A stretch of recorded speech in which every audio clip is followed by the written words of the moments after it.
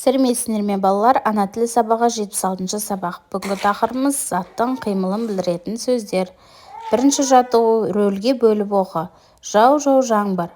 Түнерген бұлт сұрланып, құйды селді себелеп. Жел қосылып долданып, болды нөсер керемет. Жау жаңбыр, жау егіннің көгі өссін. Сұлудай бұраң құрақты айдын шалқар көл өссін. Бейімбет Майлин. Нөсер дегеніміз балалар қатты жауатын өткінші жаңбыр. Жаңбыр жауарда ауа райы қалай өзгереді? Жаңбырдың қандай пайдасы бар? Жаңбыр жауарда ауа райы бірінші аспан бұлттанып, түнеріп, одан кейін барып жаңбыр жауады, иә? Жаңбырдың қандай пайдасы бар дейді?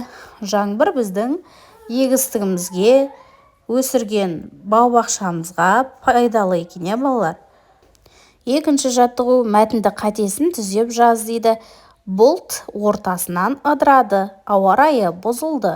Күн көзі бұлтқа енді, жаңбыр жауды. Қимылды білдіретін сөздерді тап дейді. Бұл жерде қате болып тұрған сөздер бұлт, көзі және жаңбыр сөздер екен. Қимылды білдіріп тұрған сөздер ыдырады, бұзылды, жауды. Жақсы балалар, үшінші жаттығу: берілген сызба бойынша сөйлем құра дейді. Бірінші сөйлем: құстар ұя салды. Құстар не істеді? Ұя салды. Мен тәтті тоқаш жедім.